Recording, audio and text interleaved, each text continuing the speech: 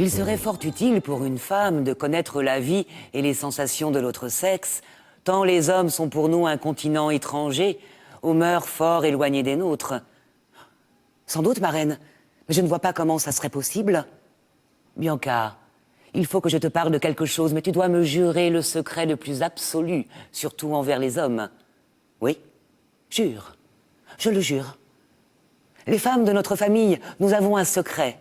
Nous avons en notre possession une peau d'homme. Une quoi? C'est un objet fort rare, peut-être unique, venu de fort loin. Touche-le, n'aie pas peur. Nous l'appelons Lorenzo. Comme je n'ai que des garçons, il te revient de droit. Déshabille-toi, je vais t'aider à le revêtir. Une fois la peau revêtue, nul ne pourra se douter que tu n'es pas un garçon. Ainsi, tu pourras voyager incognito dans le monde des hommes. Comme ça, tu pourras découvrir ton fiancé par toi-même, dans son milieu naturel. Ça me serre effroyablement au niveau de la poitrine. Ne te plains pas, ma fille. Tu as des petits seins. Imagine ta tante Teresa dedans. Je vais te chercher des vêtements. Tu es fort agréable à regarder, mais un garçon ne peut se promener nu comme au jour de sa naissance. Peau d'homme de Hubert et Zanzime.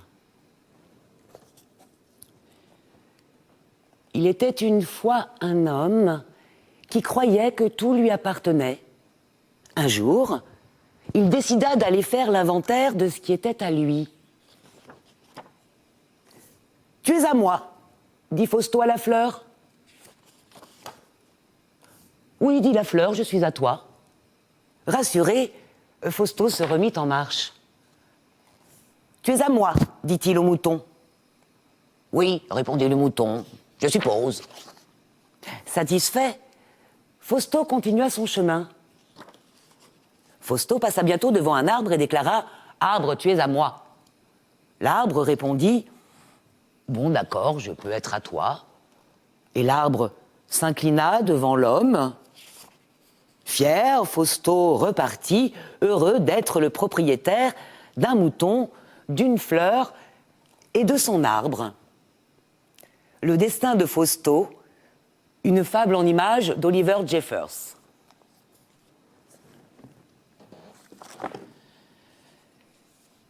Je sais que vous vous dites, le grand-père, il radote.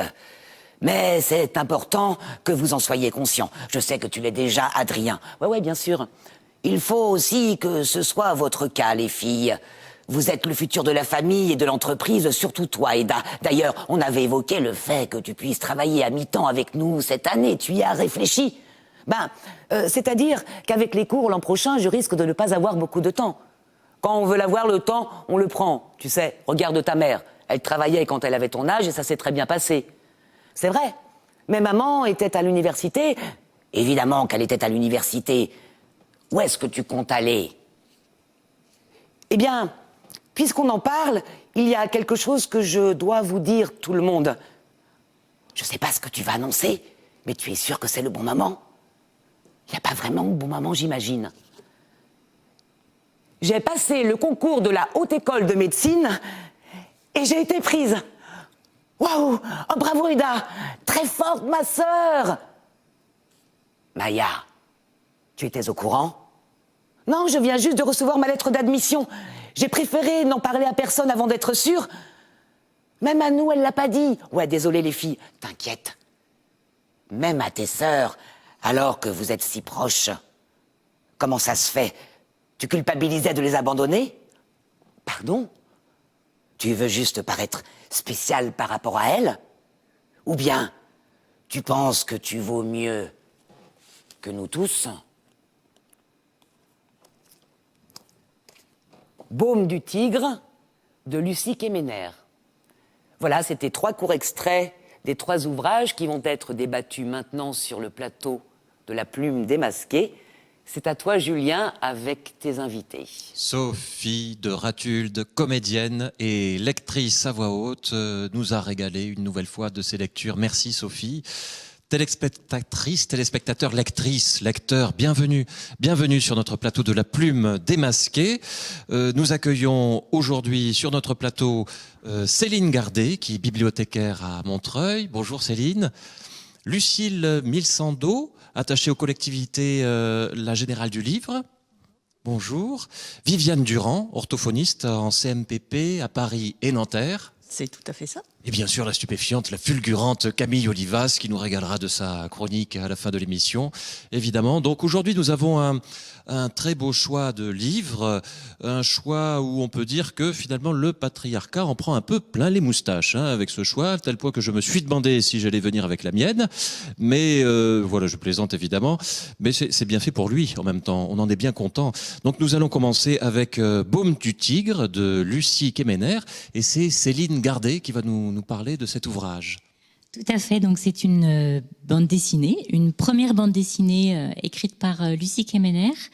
On est dans cette maison, une grande maison, dans laquelle 3 générations cohabitent autour d'un chef de clan, un père, un mari et un grand-père, et on vient d'entendre l'extrait. Une des jeunes filles décide de s'émanciper. Elle ne travaillera pas dans le restaurant familial. Elle a décidé d'apprendre la médecine. Et on comprend que toute la famille vit sous le joug d'un patriarche irascible. En tout cas, un monsieur qui a garanti l'immigration réussie de son clan, effectivement. Il a bâti un restaurant, tout le monde y travaille, la sécurité financière est assurée, et il n'apprécie pas trop qu'on veuille voler de ses propres ailes.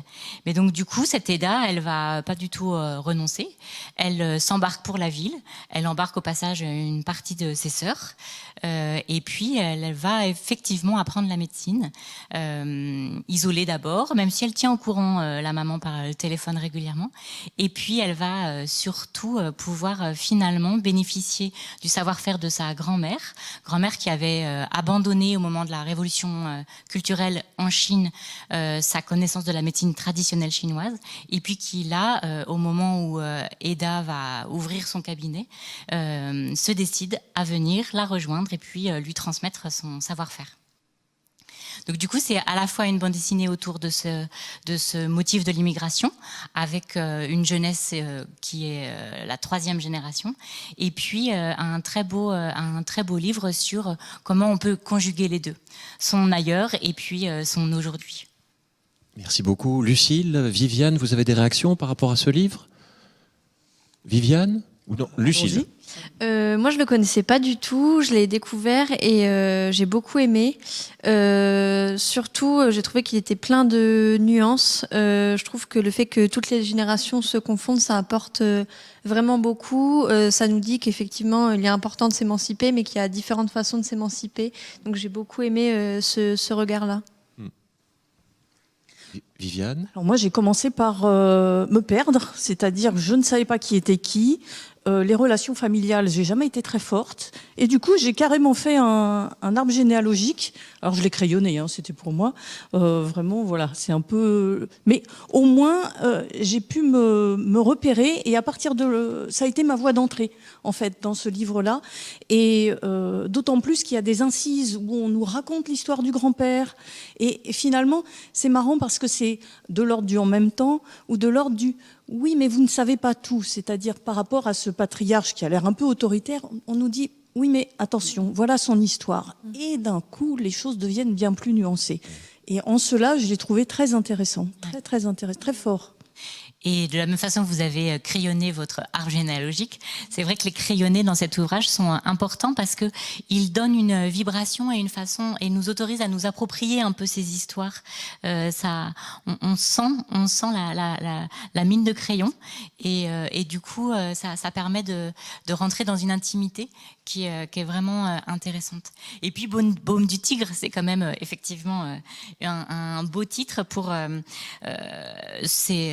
ce médicament, en tout cas de médecine traditionnelle chinoise qu'on retrouve partout, dans les pharmacies, mais pas seulement, en Occident. Et donc du coup, c'est quand même de nouveau une réussite. Ouais. Oui, c'est un livre assez beau. Alors moi j'étais un peu comme vous, Viviane, j'étais perdu à des moments de la narration. Il y a des moments où c'est vrai, j'ai fait oula, où est-ce qu'on est, où est-ce que je suis, mais bon, on raccroche les wagons après, et c'est vrai que c'est très touchant de voir ces trois générations l'attitude que ces générations ont par rapport à leur pays d'origine et par rapport à leur pays d'accueil aussi.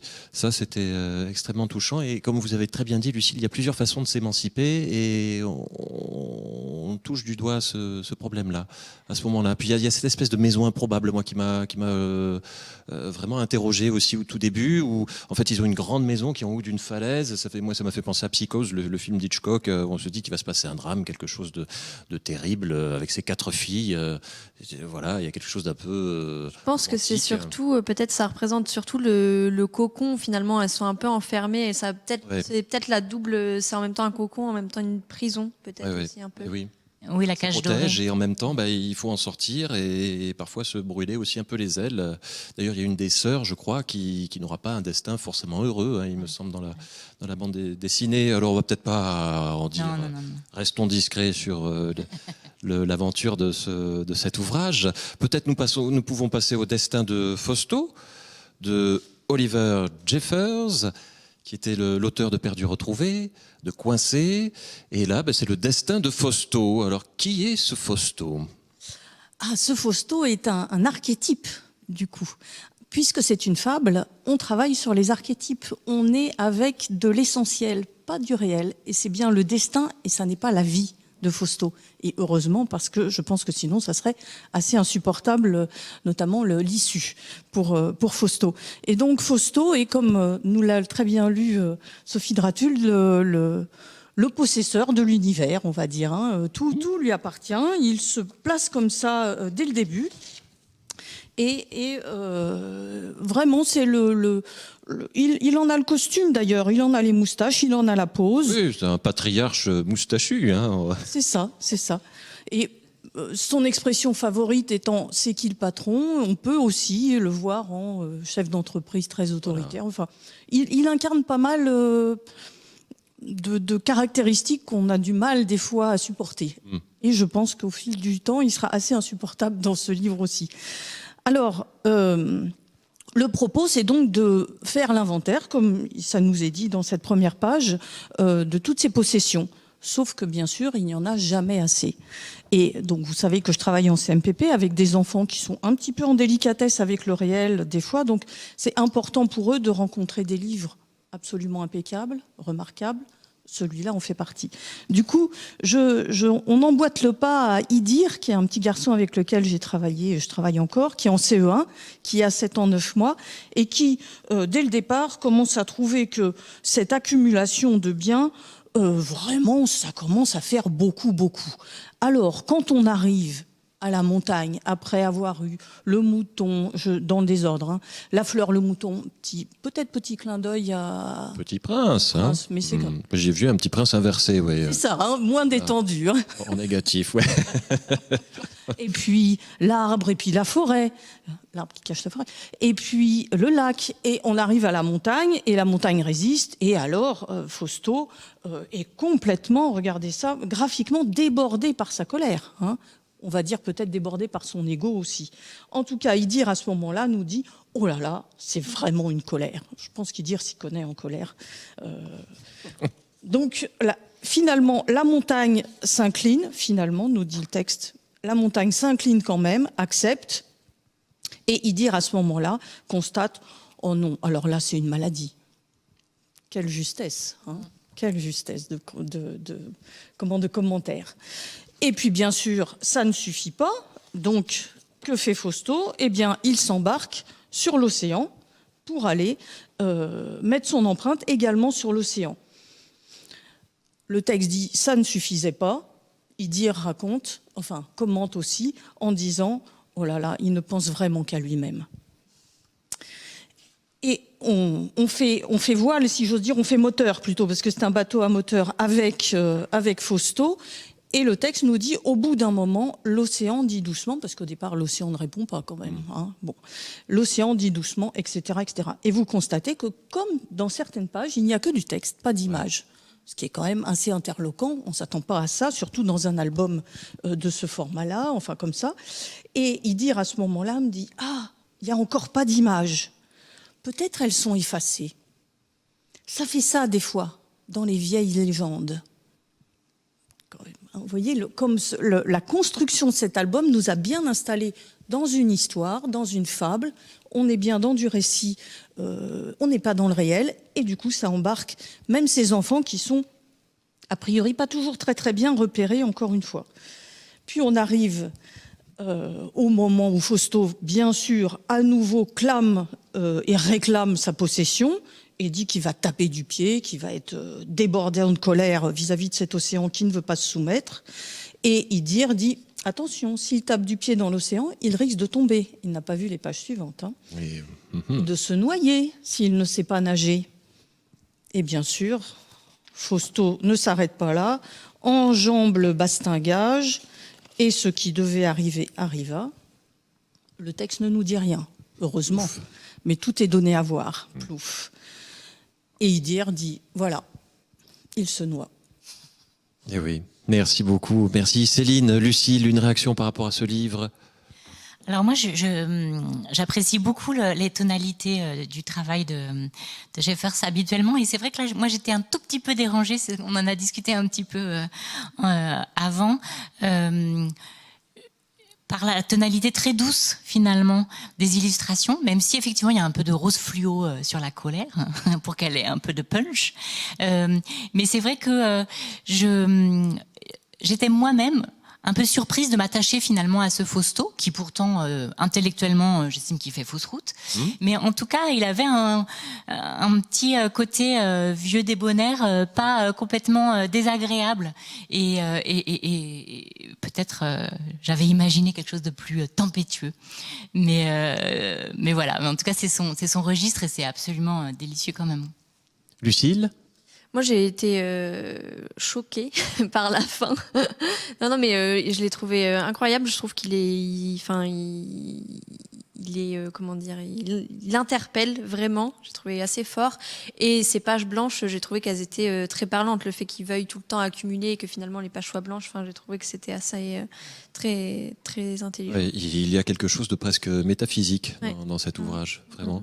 Hein, ça fait aussi penser un peu au Petit Prince, et même dans un registre alors un peu plus comique, je dirais. J'ai pensé aussi à l'album de Gilles Bachelet, Champignon Bonaparte. Hein, c'est cette espèce de personnage arrogant, et je me rappelle la conclusion de Bachelet qui dit voilà, à force d'embêter tout le monde, on finit tout seul sur une île déserte, et puis on voit un champignon sur une île perdue au milieu de l'océan. Sauf que là, Jeffers c'est moins tendre avec son personnage et le fait carrément se noyer. Et par rapport à ce qui se passe aujourd'hui, au réchauffement climatique, à l'arrogance humaine, ce livre est plus que nécessaire, je trouve, aujourd'hui. D'autres choses à dire sur ce livre? Je vous ai un peu interrompu, Lucille. Non, tout va bien?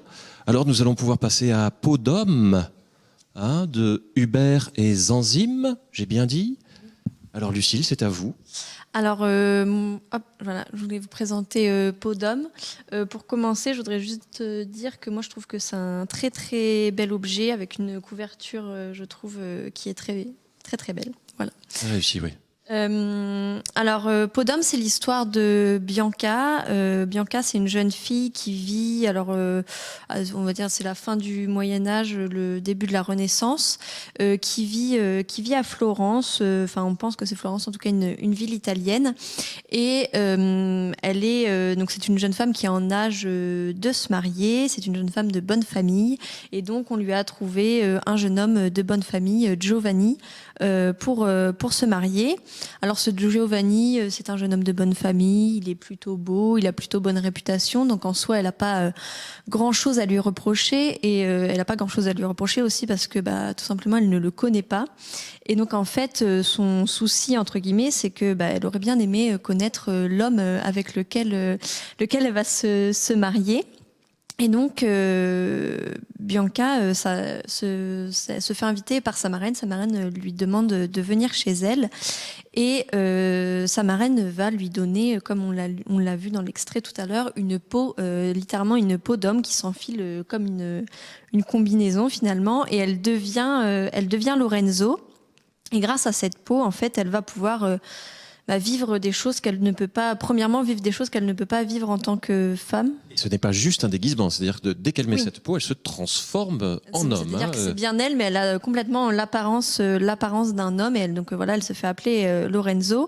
Et donc elle va pouvoir vivre déjà au quotidien des choses qu'elle ne peut pas vivre elle en tant que femme. Donc déjà elle va découvrir juste le fait de pouvoir se balader librement dans la rue, voilà.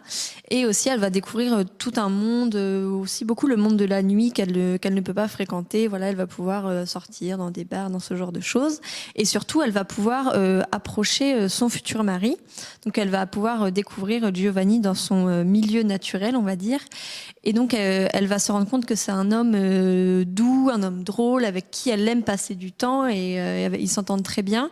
Le seul petit problème, entre guillemets, la chose qui va pas coller entre eux, c'est qu'elle va découvrir que Giovanni est homosexuel. Donc forcément, elle se pose des questions sur son futur mariage avec lui, mais surtout ils vont commencer une vraie histoire d'amour tous les deux. Donc, mais par contre, elle est sous les traits, toujours sous les traits de Lorenzo. Donc voilà, on va découvrir leur histoire d'amour à tous les deux. Et au-delà d'une histoire d'amour et d'un conte, c'est vraiment un livre qui soulève beaucoup de thématiques, je trouve, très importantes. L'émancipation féminine, premièrement, qui est complètement incarnée par Bianca, qui est une jeune fille qui s'oppose vraiment à toutes les injonctions de la société. On va parler aussi de l'homosexualité, parce que voilà, ils ont une histoire d'amour tous les deux. On va parler du poids de la famille, de la religion, et le fait que ce soit comme ça, dans une époque de la Renaissance, ça, je trouve que c'est très intelligent, parce que finalement, ça nous montre que c'est des choses qui posent problème à la société depuis peut-être un peu trop longtemps, et qu'il est peut-être temps que ça change, que ça, Oui. c'est bon, ça fait assez longtemps que ça dure. Oui, on est bien d'accord. Oui, Voilà. oui. Il y a le personnage aussi de ce frère qui est absolument Ce insupportable. frère, voilà, qui représente vraiment le poids de la famille et de la religion en même temps. Alors, le frère, je dis pour nos lectrices et nos lecteurs, qui est une espèce de prédicateur, de moine complètement fou, Oui, voilà. qui va vouloir, qui est presque dictatorial. Voilà. Complètement. Bon, mais je parle. Et Céline et Viviane, alors, qu'avez-vous pensé de ce livre ? Oh, moi, il m'a Viviane. beaucoup amusé, et ce prédicateur qui s'appelle Angelo, forcément. Hello, merveilleux. Bon. Ouais. Et alors, avec lui-même a une truculence de vocabulaire quand il fait ses prêches enflammées. Moi, je trouve que c'est un exercice de style qui est tout à fait savoureux. Ouais. Et puis, graphiquement, de temps en temps, il parle en philactère, comme dans les... Oui. Comme dans les... Graphiquement, il est très très beau. Ah, oui. Et alors, il y a autre chose. C'est vraiment le petit bout qui m'a beaucoup amusé. Il y a une symphonie des nez. Il y a un défilé de nez. Si vous regardez le graphisme des nez, Giovanni a un nez très... Je me garderais bien de faire un parallèle un peu leste, mais je trouve que ça va assez bien dans cette atmosphère générale de cet album, qui est savoureux et en même temps très militant. Bien sûr. Bien sûr. Ouais, Très militant, parce que cette femme...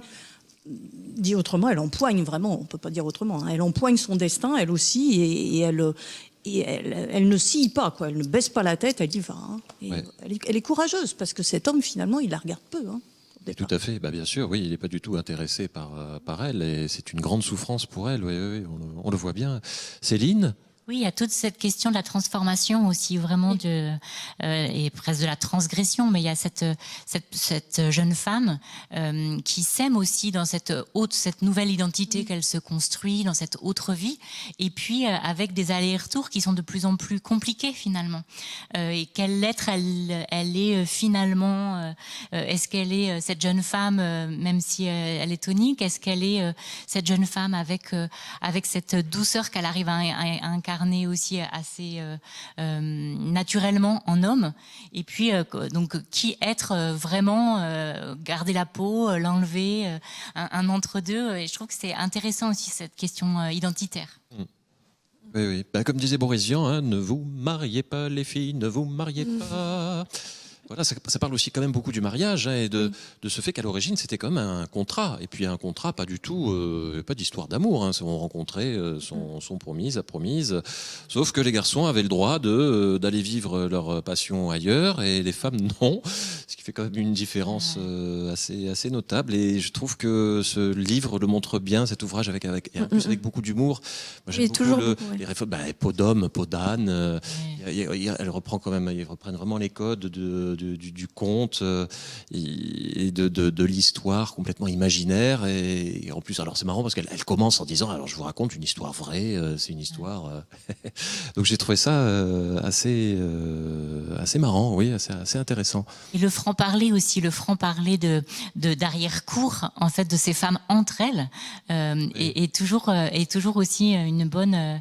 ça me rappelle certaines bandes dessinées de Marjane Satrapi, en dehors de Persépolis, et qu'elle a pu faire à côté aussi, ou Broderie et tout ça, où on voit les mères, les grands-mères parler de ce qu'elles savent de l'amour et de comment elles s'en arrangent. Et il y a des belles planches comme ça. Et puis graphiquement, il y a un dynamisme. On se croit sur une scène de théâtre avec beaucoup de mouvements, beaucoup de. Ouais. C'est vraiment savoureux, quoi. Et puis il y a la figure de la bonne marraine qui vient la sauver, évidemment. Ça reste un conte, en fait. Et la mère qui reste droit. Voilà, ça reste un conte, et c'est ça qui en fait la saveur, je trouve, vraiment. Et c'est revendicateur, et en même temps, ça n'impose rien, voilà. Et ça, j'ai beaucoup aimé. Hein, c'est très signifiant. Il est grand temps pour moi de céder le micro à la zinzilulante Camille Olivas. Et oui, c'est déjà la fin. Donc, comme vous le savez, je vais le redire une dernière fois, je suis la représentante de Keybooking, qui est la plateforme de prescription littéraire du salon, et je suis notamment en charge de la labellisation des titres qui sont présentés. Les labels, c'est des formules un peu succinctes qui permettent de retranscrire en un clin d'œil l'ambiance globale des titres qui sont sélectionnés. Donc là, ce que je vais tenter de faire de façon très très succincte, justement, c'est de condenser les échanges qu'il y a eu autour des 3 livres qui ont été présentés aujourd'hui pour justement les labelliser. Je vais commencer avec Baume du Tigre. Donc, cette bande dessinée a dévoré le récit de 3 générations d'émancipation au sein d'une famille d'immigrés asiatiques. Donc, dans une grande maison de la campagne française, 4 jeunes sœurs ont les crocs. En proie à une féroce envie de vivre et exaspérées par le traditionnalisme patriarcal du foyer, elles sortent les griffes et rugissent leur désir de liberté à leur grand-père tyrannique. En vain. C'est finalement tout feu tout femme qu'elle décide de quitter la maison familiale pour partir en chasse d'un avenir meilleur. C'est une bande dessinée à la fois subtile et émouvante sur la complexité, mais également la bienveillance des relations familiales, notamment intergénérationnelles. C'est une bande dessinée vraiment qui va vous donner du baume au cœur, et on n'en doute pas, qui remportera certainement un fauve à Angoulême cette année. J'enchaîne sur le destin de Fausto avec un très mauvais jeu de mots. Je suis désolée, j'ai pas pu m'en empêcher. Il n'y a pas Fausto, c'est un album à lire. C'est l'histoire d'un homme contre nature, persuadé que le monde lui appartient, qui est pris dans une frénésie d'appropriation qui tourne mal. Le fou possédant devient fou possédé, et l'homme avide finit avide. L'homme a voulu prendre la mer, et finalement la mer a pris l'homme. Si Fausto avait écouté Renaud, il n'en serait pas là. Tant pis pour lui. On adore le dessin de Fausto, mais on aime encore plus le dessin de Jeffers, qui est à la fois vif, net, expressif, diablement efficace, comme vous avez pu le dire. Comme c'est un livre sur les dangers de l'accumulation, pour une fois, on ne va pas vous conseiller de l'acheter en librairie, et pour des raisons de cohérence avec le propos, on va plutôt vous conseiller de l'emprunter à la bibliothèque. On va terminer avec Podum, cette bande dessinée médiévale féministe d'un drôle de genre qui va vous mettre en transe parce que c'est trop bien. Donc promise à un homme qu'elle ne connaît pas, Bianca revêt une peau d'homme qui lui assure une complète métamorphose. Une fois donc le mâle incarné et vierge de tout soupçon, elle part à la rencontre de son futur époux. On va vraiment vous tanner pour que vous lisiez Peau d'homme, parce que comme les invités de cette émission l'ont exprimé, c'est vraiment une bande dessinée qui nous est très chère. C'est génial, c'est intelligent, et d'ailleurs là encore, ce serait pas étonnant qu'elle finisse sur le podium du Festival d'Angoulême. Merci, bravo Camille, bravo. Eh bien, l'heure de la fin de notre émission s'approche. Je vous remercie bien fort d'être venue, d'avoir été présente à cette dernière émission de La Plume démasquée. Enfin dernière, on espère que ce soit en attendant la prochaine. Un grand merci à Sophie de Ratulde pour ses lectures. Un grand merci à Camille Olivas pour sa chronique. C'était un immense plaisir. Et un honneur pour moi de présenter cette émission. Il ne me reste plus qu'à vous souhaiter une belle soirée et vous demander d'éteindre votre télé et votre ordinateur et de passer le reste de votre vie en compagnie d'un bon livre. Au revoir.